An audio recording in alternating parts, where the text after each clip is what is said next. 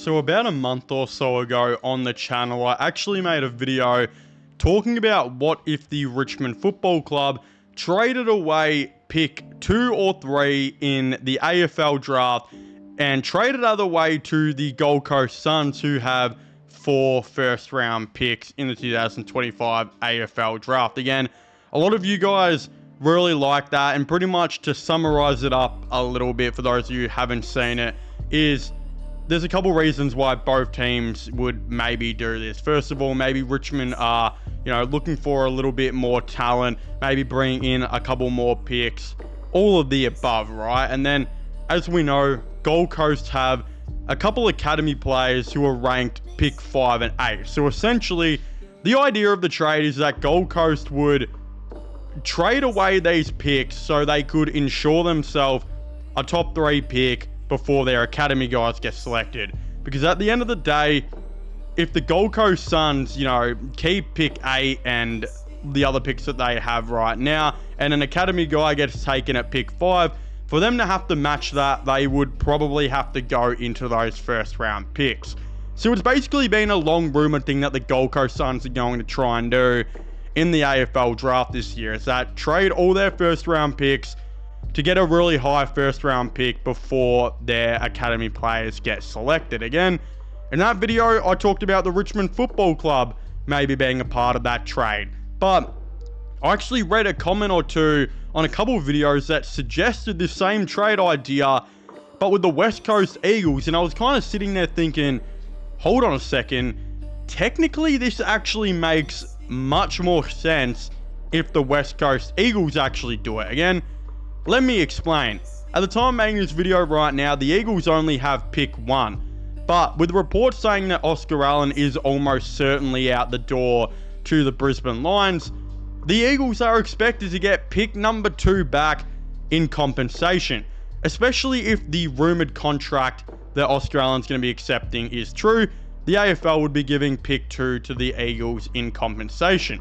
So again, the idea of this would basically be is that West Coast have pick 1, and as we know, they're going to have a lot of retirements this year. A lot of players move on. I think they're going to be really trying to delist a lot of the guys that haven't been really making that much of an impact for their team. Again, the suggested trade could look like this. The Eagles keep pick number 1, obviously, but they trade away pick number 2 and a bunch of later picks, right? So basically, pick number 2, 31, and 49. And they actually trade that away to the Gold Coast Suns, and they bring back in picks 8, 14, 18, and a future first round pick. This way, the Gold Coast Suns are still left with 32.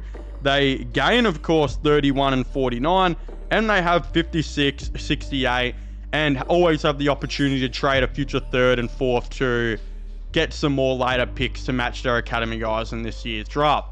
Again, this is kind of a win-win for both teams, and I actually really like this move if it happens, and I can see definitely a lot of positives. Again, as I said, unfortunately for the Eagles, Jeremy McGovern was forced to retire this year.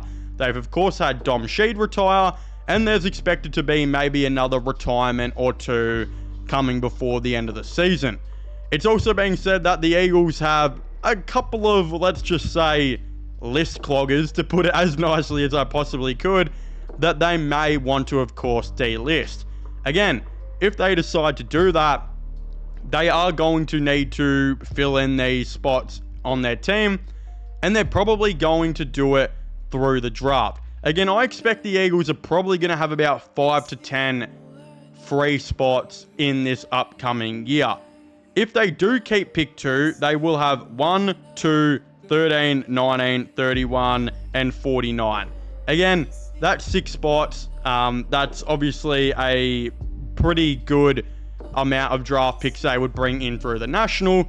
But the reality is, I really do think they are going to want to hit this draft and maybe try and hit it properly. And when you think about it, turning pick number 2 into 14, 18, and 8, as well as bringing in a future first round pick for them to go and, try and trade for a player or try and hit free agency in the trade period next year, absolutely makes sense. So at the end of the day, the Eagles could be walking into this year's draft with one of the most stacked drafts that we've seen.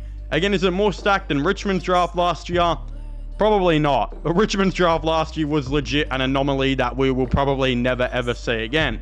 But the reality is that the Eagles could have pick number 1, pick number 8, pick number 13, pick number 14, pick number 18, and pick number 19, which, again, if I just did my math right, I think that's, 5 or 6 picks in the top 20, plus a future first round pick next year. Holy shit, now that I'm like reading that out loud, that actually does sound pretty crazy and definitely something I think the Eagles will look at. Again, this also makes sense for the Gold Coast Suns.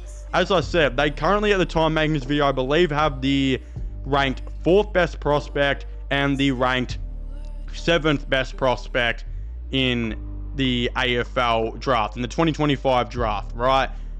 If they do go into the 2025 draft like how it is right now, I guarantee you teams like Richmond, who currently have pick 2 and 3 at the time making this video, and it will be pick 3 and 4 by the time the draft comes around, I guarantee you they're just going to be picking these Gold Coast guys straight away just to be an absolute dick, and Gold Coast would have to use all of their first round picks to pretty much match it, because that's what the AFL are, I think, technically going to do with the new compensation, rule changes, or matching changes, I should say. They're probably going to use those first round picks first to really, penalize a team, I guess, for doing the positive thing, and that is, matching one of their own players. I don't know if penalizing is the right word, but you guys know what I mean. So Gold Coast would probably think, shit, we don't really like this at all. And if West Coast have pick 1 and we trade for their pick 2, we know they're not going to take any of our guys at pick 1, because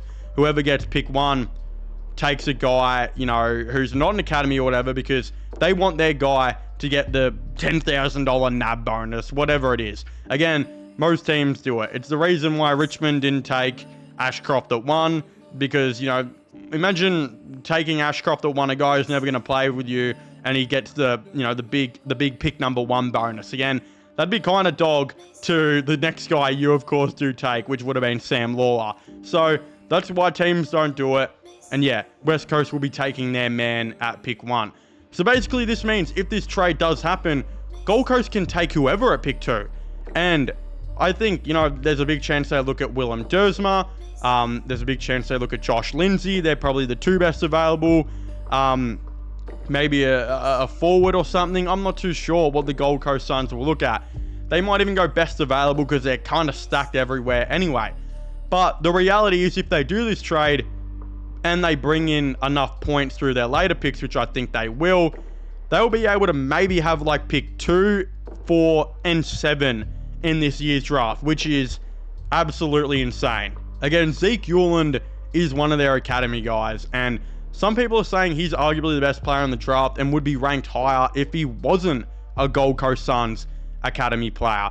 So the reality is they could be getting like 2 of the best players available with now pick 2, and wherever else their other player, most likely Zeke Euland, of course, gets selected. Again, they've got another player ranked, I believe, pick 7 at the time of making this video. There's some other guys who are shooting up. Again, I don't know what the situations are with them. But at the end of the day, the Gold Coast Suns, I think, will be absolutely trying desperately to move up in this year's draft. And is 4 first-round picks an overpay? Maybe, maybe not. But at the end of the day, they got to do it this year because they don't want to lose those first-round picks in matching for Zeke Euland and the other Gold Coast Academy player or 2, whoever they're going to get, of course, selected. So this really makes sense for Gold Coast. It really benefits them. And West Coast, who are probably going to have about 5 to 10 list spots open, you can probably fill in like 6 of them in this year's draft, and those 6 picks will most likely be like in the top 20 in this year's draft, which is just flat out crazy to think. Like, that is so good and something that I'll definitely think they'll target. Again, there's a ton of players they can go with these picks. Noah Hibbins-Hargreaves should still be available. Do they maybe look at a key forward like Archie Ladolwick, who will be most likely available by the time their picks come around? A ton of different other, ways they could go. Again, I don't know what they're going to do. They need a lot of different things, the West Coast Eagles, maybe midfielders, whatever it might be. They're going to probably have 5 to 6 picks in the top 20 if they do this trade. So possibly a win-win for both teams. Again, the only reason I think a lot of people would say no for this if you are West Coast is they did, unfortunately, and looking back at it, was it a good idea or was it a bad idea? I don't know. But last year they traded away pick 3 for I think it was 13, Liam Baker and Matt Owies. Matt Owies has been terrible for them playing VFL. Liam Baker's been a star, will probably be their captain next year, so that was a good move. And I mean, pick 13, shit, why have I forgotten his name? Bo Allen. So we'll see. I think Bo Allen will take some time, but he should hopefully be pretty good in the future. They might not want to do that this year, but at the end of the day, they already have pick 1 anyway, so it's not like they're trading their top pick in back-to-back drafts. They'll be keeping pick 1, and then they'd just be moving on from pick 2, I guess. So a lot of really interesting things to talk about here. Again, will the West Coast Eagles do it? Maybe. Will the Gold Coast Suns do it? I think they definitely love to do this. Again, I'd very much like to know all of your thoughts and opinions down below, especially if you're a West Coast fan, or I guess even if there's some Gold Coast fans watching this video. Let me know down below. Subscribe to my my gaming/movie channel, which will be linked down below. My sports channel, which is this one. And follow me on Instagram if you haven't already, which will also be getting linked in the description down below. But yeah, as I was saying, please make sure to leave a like, subscribe, and comment. And I'll see you guys next time. Goodbye.